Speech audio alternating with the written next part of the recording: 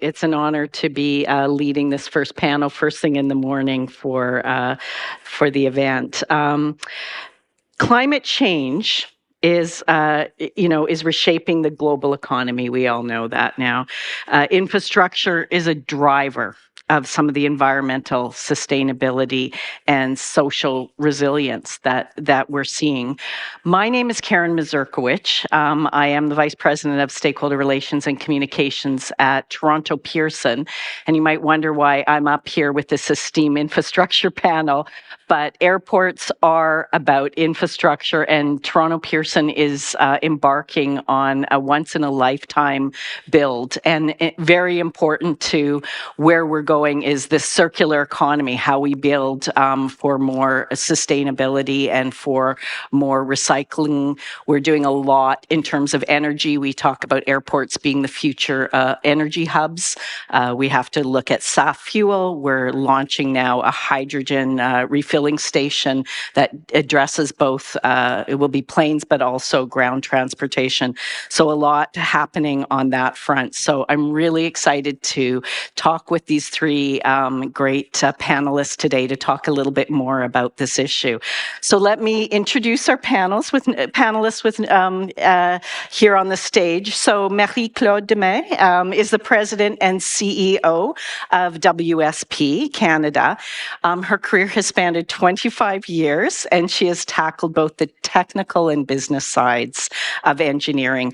Today, she leads one of Canada's leading professional services and engineering firms, and of course, a notable role model, particularly for women in STEM. So thank you very much for that.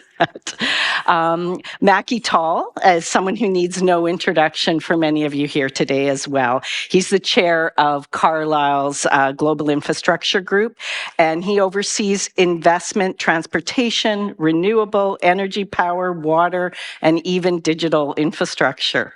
Macky has had a lengthy career at the Caisse de dépôt in Quebec, where he's led the pension fund's investments in major infrastructure projects, and he's notable for his ability to build lasting strategic partnerships across the sectors and disciplines. So welcome. And last but not least, of course, is Grégoire Baillargeon, who's the president of BMO Financial Group Quebec and the vice chair of BMO Climate Institute. Lawyer by training, his career has been marked by passion about energy transition and fighting climate change. He has summarized BMO's approach as boldly growing the good, and that's something I think we all aspire to. And he's spearheaded, of course, BMO's efforts to take a long-term view of the impact of climate change on people and places. So thank you. Welcome. I'm going to start first. This is a really, really big topic, and so I wanted to start by just asking all the panelists, starting with Marie-Claude, to take 2 or 3 minutes and just give us a little bit of your thoughts on that headline question. What are the key challenges associated with greening critical infrastructure in Canada? I think we need to break this apart a little bit in terms of what we mean by greening, and we're talking greenfields, brownfields. I mean, there's so much here. So maybe you can start by helping unpack. Thank you, Karen, and it's a pleasure for me to be here today. Thank you for inviting me. So as you say, greening infrastructure can mean so many different things. It can mean wind or solar power. It can mean electrified public transit. It can mean, like you mentioned, at Pearson, hydrogen. Like, what do we do about hydrogen? It could mean deep energy retrofit for existing buildings, right? So, of course, it's hard to say what the key challenges are because all these examples are so different that the challenges will be very different as well. One thing, though, we always need to consider is cost. Right? So if we want to do things differently, there's going to be a cost associated with it. But we should think about cost as an investment and not an expense. Because, and we need to think about also the cost of not doing it. Right? Just think about, when we think of floods, like if our municipalities are equipped to be able to have better water systems or retention as well, then the cost of not doing that, we need to think about that. So it's about really redefining return on investment as well. So cost and return on investment, and it will depend on which asset that we're talking about. Right. And we know that last year, the expense that went into sort of insurance costs on floods and things as well. It's such, so when we talk about the financial sector, that is a huge component of it. Yeah. Mac, maybe you can kind of help us unpack too what when you look at greening and infrastructure and what that means. Absolutely, Karen, and completely agree with Marie-Claude that it's a very broad sector with a lot to cover to be able to cover this question of sustainable infrastructure. I would start by reminding of the fact that the reason we're having this discussion is that the planet faces an existential threat. And so we have this obligation to contribute really to migrating the world to a lower carbon economy. And that's the reason why these efforts have to be deployed across the infrastructure chain. And I would stress in particular the need for the energy transition to be successful. What we are noticing recently in Canada and around the world is that energy demand is not decreasing, it's actually increasing for a number of reasons, but one of the primary driver is the digitalization of the economy, which has many benefits, but which is very energy intensive. If you think about data centers, if you think about more recently AI, we already saw during the pandemic that the change in habits accelerated really the change towards e-commerce, work from home, and different items that increase that data consumption. And so that energy demand into this digitalization of the economy is creating that challenge. And I would say, to answer your question about some of the challenges we face, it is balancing energy transition, which is maximizing all of the investment in low carbon energy, all forms of renewable, hydrogen storage, and renewable fuels, with also maintaining and managing responsibly traditional energy for as long as we need it. And Europe has learned the hard way in the recent years that thinking too quickly about the fact that energy transition will happen with a flip of a switch, it doesn't. It needs to be planned carefully. And what I would stress is the traditional energy, high carbon intensity energy we need for the time, the many years we will still need it to manage it and also lower its environmental performance.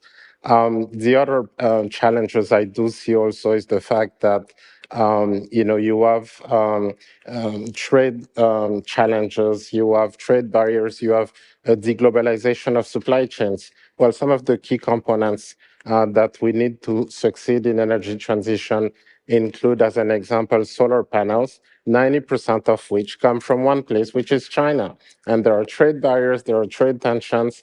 The electrification of transport you were mentioning, well, electric vehicles, there are meaningful tariffs that have been imposed by Canada, the US, and Europe to protect domestic production on Chinese vehicles. So there are many challenges that we will need to solve, not the least of which being the resources, the demand for capital, the demand for labor, the demand for expertise, the demand for critical minerals are all things that we will all need to push to levels we have not seen before to be able to meet the massive effort needed to be successful in the transition. Wow, thank you. Yeah, energy transition, a big topic, and we really like to maybe unpack a bit more like what we as Canada in this country should be focusing on. You mentioned a few, but from a financial piece, maybe Grégoire, you can kind of unpack a little. Well, I'll stay on the framing question on greening infrastructure. We all think of infrastructure as long-term assets, stability. And what we're facing is actually volatility. It's instability. The stable climate we've had, which as long as there have been human on Earth, there's been 280 parts per million of CO2 in the atmosphere. Always. Stable climate allowed the build of civilization and infrastructure the way we know it. When I was born, it was now 330 parts per million. And now we're at 425. And we're quickly heading to 500. And you can debate what the limits should be, but there's a limit. So we have to take into account a couple of things about infrastructure. One is, how do we build it without emissions or with less emissions? How do we build infrastructure that allows industry to reduce their emissions? And then how do we make that infrastructure resilient to a climate volatility we've never experienced as humans? So all of these pieces, I think, are super important. The other thing about infrastructure is it's always been a concept of building systems for society to operate efficiently, which was very much led by governments for a long, long period of time. And at some point, we became so good at this that it was easy to bring private investment into it. But we're now facing new styles of infrastructure with new technological risks and new costs. And the role of government is enormous. So we'll talk about that in the panel. And then the last piece I would say is when we think of infrastructure that we need, so when you think of the climate question, to me, there's always three facets. The main one is you think of a pool, we're building emissions in the atmosphere, so you got a faucet, you got to close it. So we got to reduce emissions. So again, having the infrastructure to allow industry to reduce and making sure we build proper infrastructure without emissions. The other one is adapting to a higher level in the pool. So resilience is super important. And then the third, which we sometimes don't talk as infrastructure, but it is, there is no scenarios in the IPCC report that doesn't have carbon removal from the atmosphere, like reducing concentration, as part of it. That's infrastructure. We need CO2 infrastructure to take CO2 out and bring it in the ground. For now, there's a lot of technological risk, but that is infrastructure of the future. Right. Well, there is a lot of technological innovation coming on the market, but of course, price, scalability is really critical. I'd like to ask all of you, I'm going to start with Macky a little on, because you talked about energy transition. Maybe, is there any examples that you could give on new technology you're seeing? Canada is a great startup nation in many ways. We've got a lot of things. You talked about carbon capture technology that is developed here, but what are you seeing out there right now? Clearly, Karen, innovation is a key part of how we solve the solution to get to a net zero economy. And those are things that are not available today. Grégoire pointed to one of the most impactful innovation, which is still not at a mature stage and will be critical, is carbon capture and storage. And there are many efforts, initiatives. They require, in that innovation effort, support from governments around the world to be successful. To be concrete on your question, there are many very specific creative innovation in sectors like smart buildings. One example I can give you is electric vehicle infrastructure. There are a few companies out there that are working on bidirectional charging technologies. Why that is helpful? It's one of those really nice ideas that if you think about the growing fleet of electric vehicles, most hours of the day they're parked, they're fully charged at night.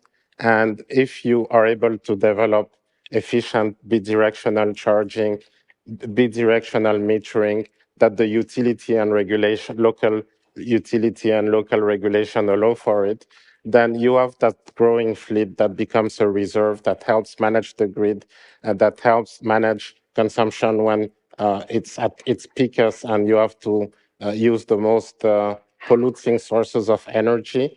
And it also becomes a source of revenue for electric vehicle owners during those times, and it can allow them to reduce the higher cost of electric vehicles. So there are many good ideas, and none of which in its own is going to be the solution. So that innovation has to continue. But I go back to my earlier point, which is that the critical part is continuing to focus the effort on the bigger needle-moving innovation, carbon capture and storage, green hydrogen, sustainable aviation fuel, so critical around transport, airports, biofuels.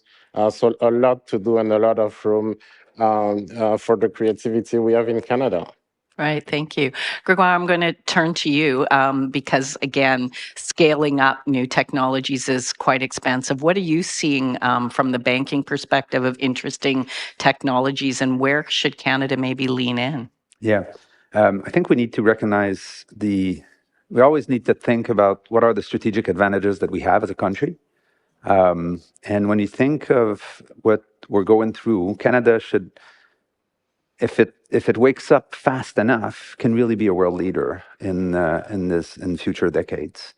Reasons for this is we are actually experts at energy from coast to coast. You know, provinces like Quebec have a 100% renewable grid, have been dealing with electricity, electrifying about everything we can, because that was our form of energy sovereignty, because we import the rest. So there's a lot of knowledge on electrification, tons of knowledge. And you go out west, and we know how to deal with molecules like no other place on Earth, and we're responsible about it. So if you mix all that together, the idea of using renewable energy in smart ways, including, again, drawing CO2 down and knowing how to handle that CO2. When you take all of that and, CO2 sequestration, which is going to be a huge infrastructure challenge, Canada has enough geological formations to store all of the CO2 that is in the atmosphere for the world.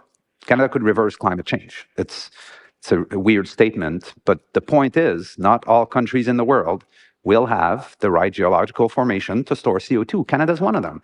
And we should be quick to become a world leader in this. So there's a lot of talent in Canada, expertise, places like WSP. We know these spaces, and we are going to be able to become world leaders. We need to let that innovation happen. We need to permit quickly such that our entrepreneurs find their wings and rapidly take the world stage. So those are some of the elements. For us in the banks, it's about finding the right products to finance those entrepreneurs at the right time. We can't denature the Canadian banks. We are not venture capitalists. We are not long-term risk takers. The duration of our loans is short, so we don't finance infrastructure on 25 years. That's not what we do.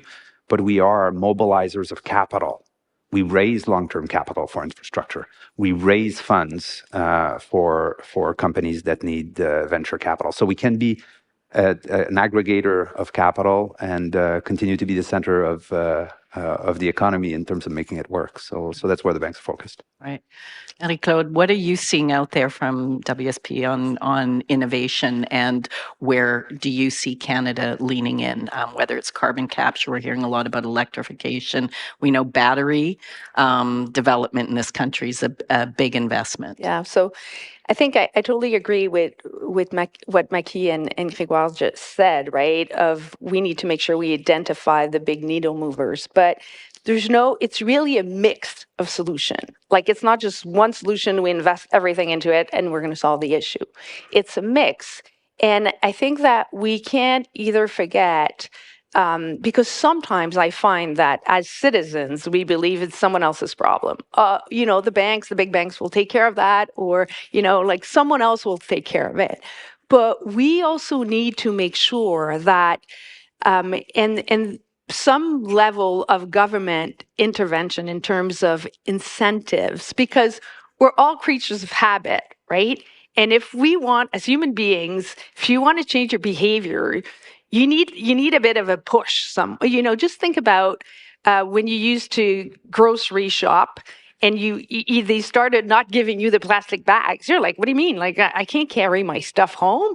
But, and at first, I remember I was like, oh my God, this is ridiculous. Like, we need these bags. But then we did change this behavior and we completely got rid of the plastic bags, right? So we also need to make sure we don't forget the population's impact. And when we think, but totally agreeing that we need to find ways to capture carbon, but we also need to find ways to reduce consumption, right? To reduce, just to stop wasting energy. I think we have a lot of good things in Canada, but we're probably one of the country in some provinces like Quebec, for example, the energy is so cheap that we don't have such a big impact if we're not careful.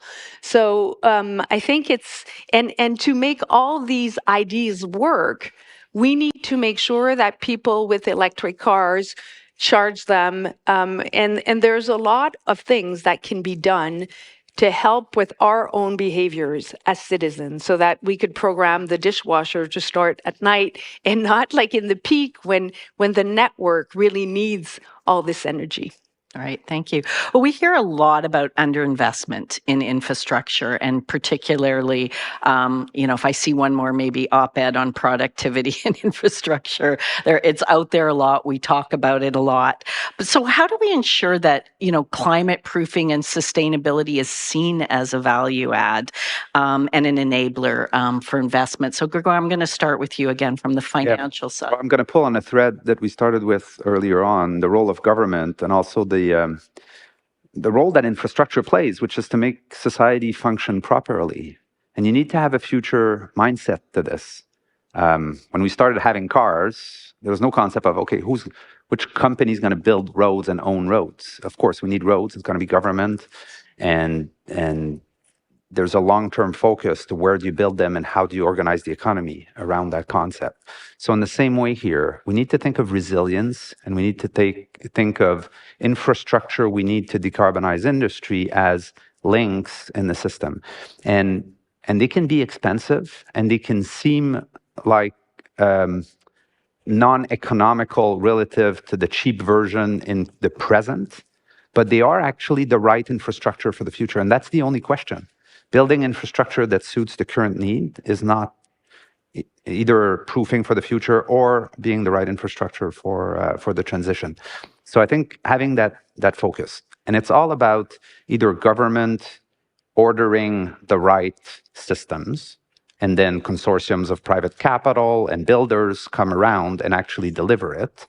But the framework, what is asked, is the right future-proofed infrastructure.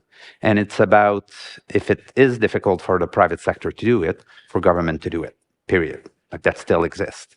We'll talk about whether that's optimal on the back end here. But so to me, that governments see clearly where the future is going is the key piece, making sure we order the right things, and then understanding that we can't build these things to perfection.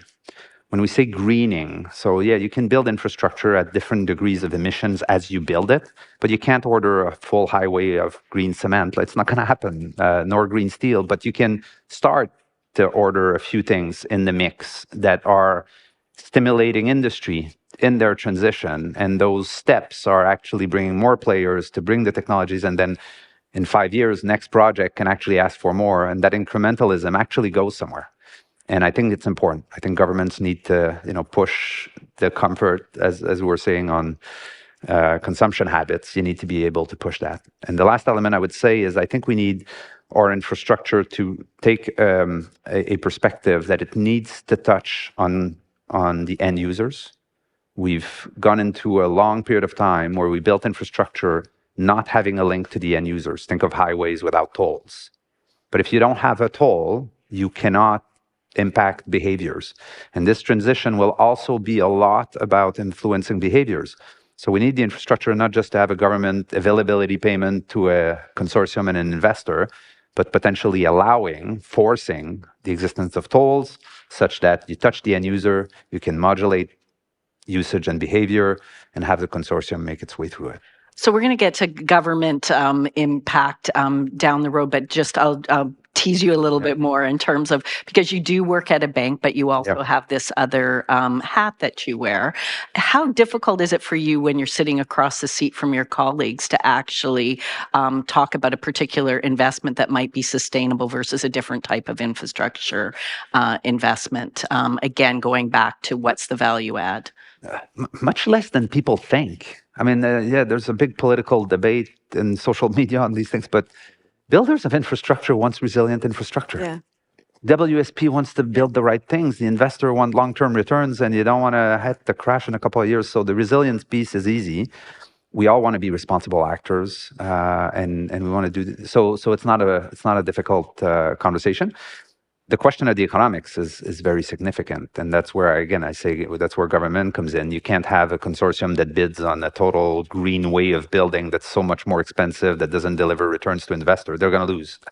So you need the RFP to say specifically, we're going to ask everyone to meet that bar, and then it's a competitive landscape that makes sense. Yes, Macky, you can respond to that as well. I mean, I couldn't agree more with Grégoire's comments. Speaking as an investor, I actually think that there is absolutely no conflict between the objective of making secure investments, profitable investments, and taking into account sustainability. If we take a step back, after 30 years as an investor, my job and those of my investment teams has been focused on one thing: risk return. And so for every investment, we analyze in detail what is the product, what is the source of revenue, making sure we're comfortable about the predictability of that source of revenue, expenses, financing, capital structure. And we, of course, look at the risk of those investments. And over the years, those risks evolve.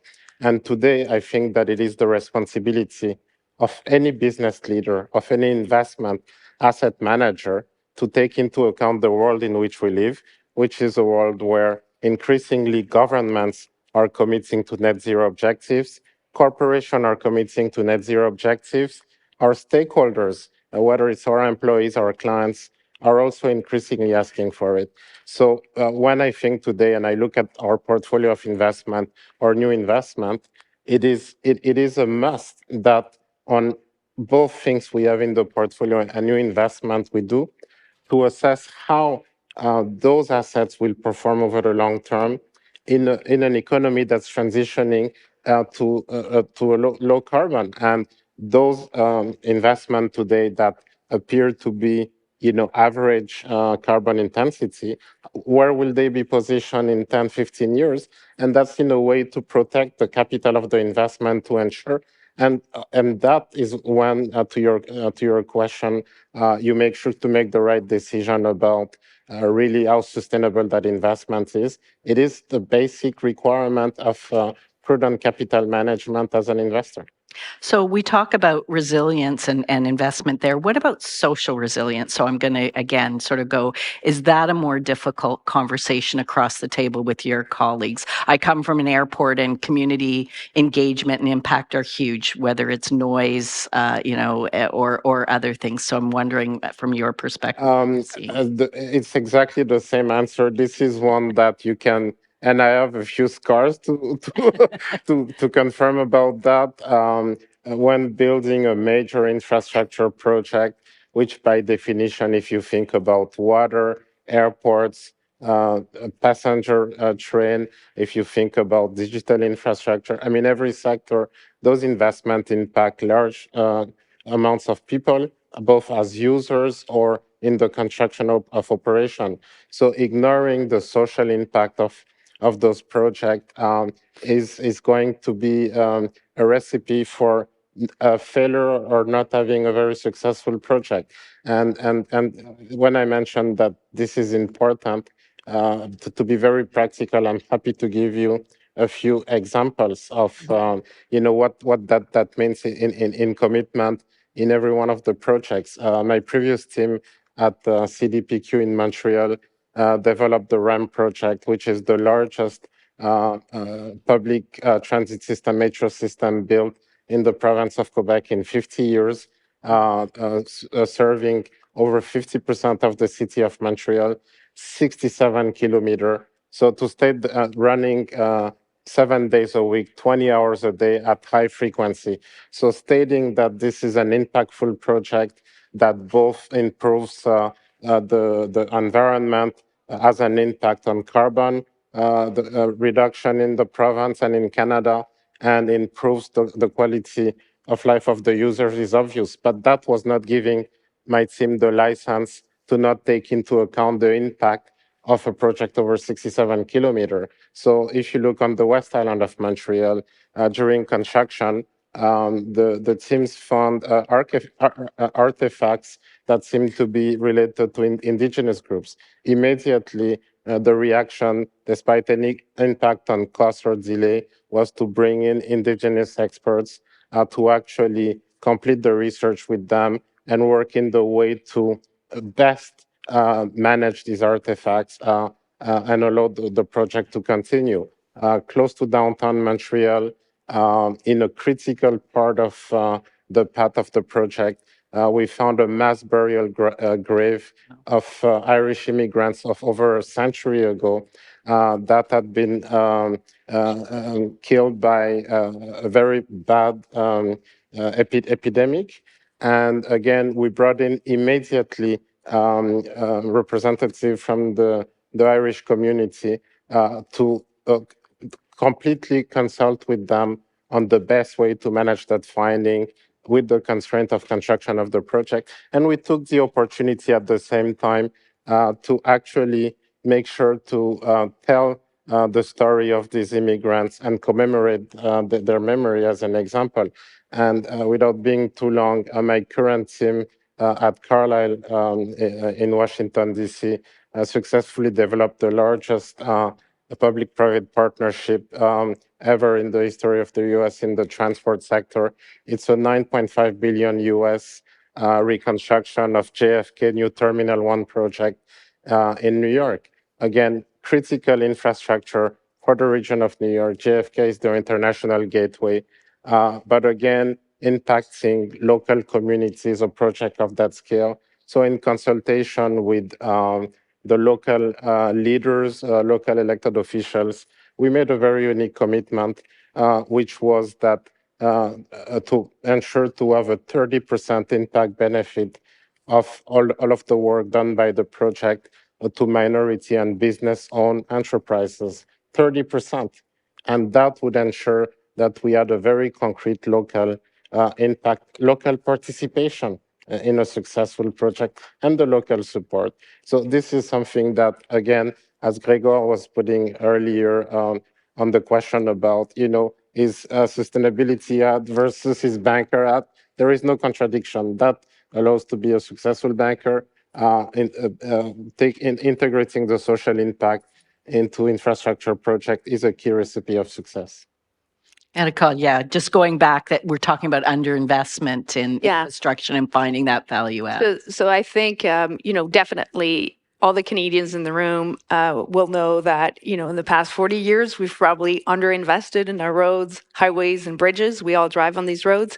And I think that we've now have come to a point, and even when you look at the water infrastructure, what happened in Calgary, earlier this year, but also, we have water mains bursting, and then when it happens, it's not like, oh, you know what, we're not going to invest. Like, you don't have water, you need to. So I think that it's now, everyone understands that you can't invest into infrastructure sporadically.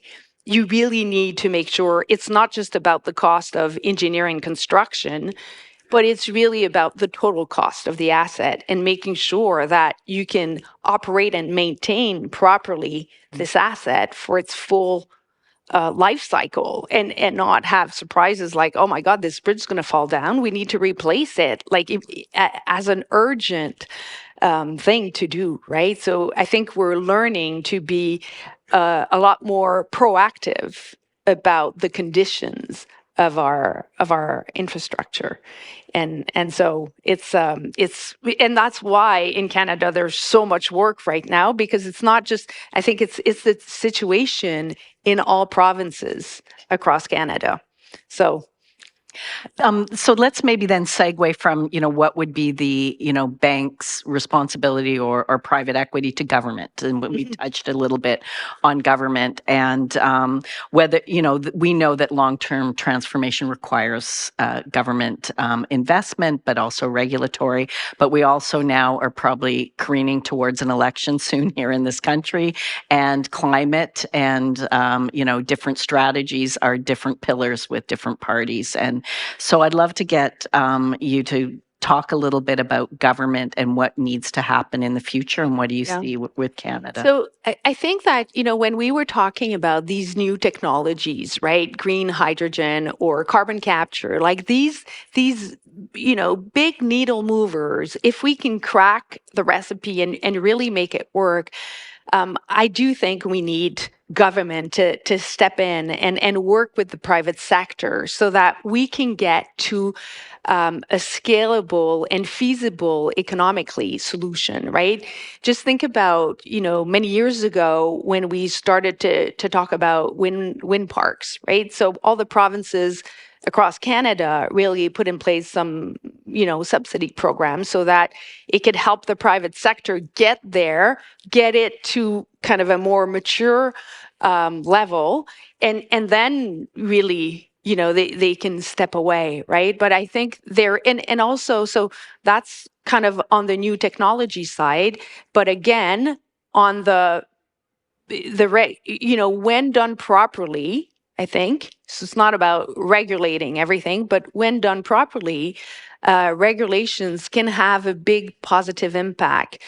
I know that in Australia, for example, they had really aggressive clean energy targets, and they had put in place a rooftop solar panel program where they put in place loans and subsidies for homeowners to really, participate and help, because it's, the highways will always be built by governments, but there's a lot of it that's also local. And their federal government also allowed the local governments to do more piggybacking on the federal program. So it's a mix. It's not the same, but I think that some regulations, and especially in new technologies, we need the government to also participate to get private sector to where it needs to be. So does private sector need to be led by government, Grégoire? For sure. I know you've talked a little bit about government. Well, I talked about government, the importance of government to set the frameworks and to order the right things. But government would make a huge mistake not to leverage the private sector. There's tons of private capital, more so than ever in history. So you don't want government to be funding and building by itself. It needs to bring the private sector. There's tons of models for that collaboration. The question is, how do you put the right models and order the right things? But ultimately, government needs to be steering the ship, but needs to find ways to order from investors the capital. We, the banks, that's what we do. So our infrastructure group at BMO does lots of mandates for governments, organizing the capital stack, the availability payment, the tolls, whatever we need to create a financial model that attracts the Carlyles and that attracts the WSPs to build. Now, we need all of that. But the role of government to set where the ship is going is absolutely important. The other thing I would say about the political environment is maybe climate's become a political question, but the future is not. This is just about the future. We've always built infrastructure. We have always built business with the future in mind. So if you were in the Kodak a number of years ago and you say, no, the future is still normal photography and the iPhone's never going to take that over. Yeah, maybe, but you have to look at the future. You can't look at the data from the past and just say, we're going to replicate this. So look at the future. Where's the world going?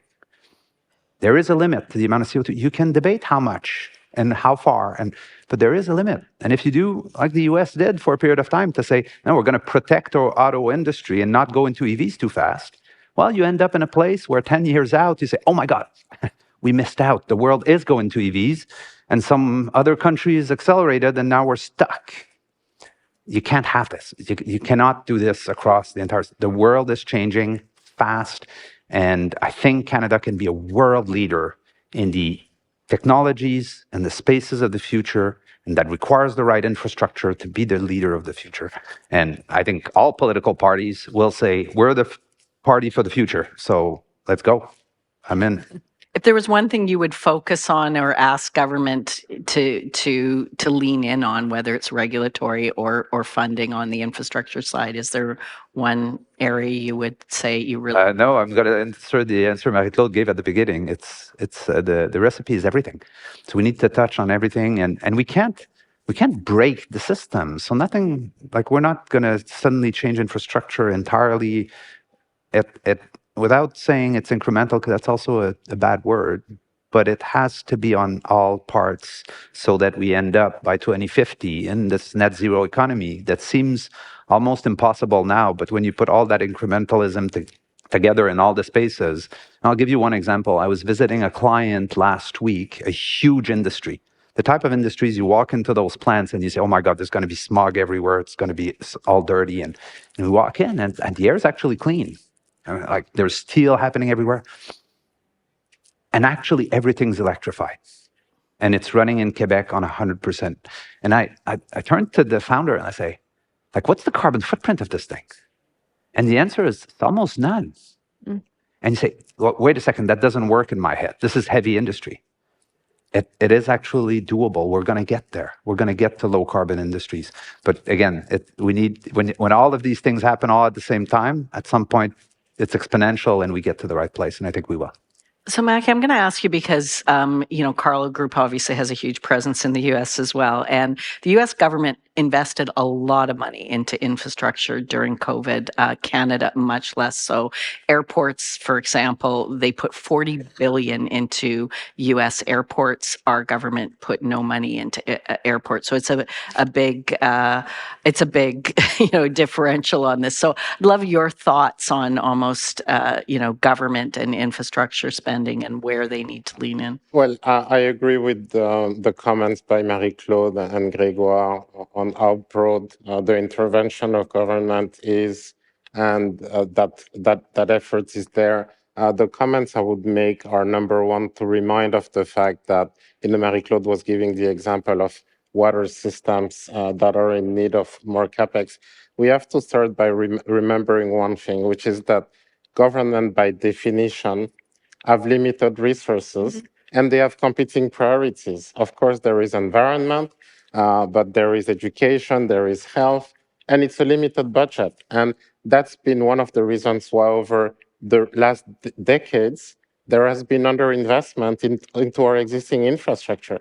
And as we face now this transition to a more sustainable economy, and where there is massive need, it becomes obvious that the solution cannot be asking government to do even more than they have not been able to do in the past. And that involves what? It involves, as Grégoire was mentioning earlier, facilitating regulation, speeding permit process for sustainable projects, really improving the environment to accelerate the speed at which these critical investments are done. That's one answer.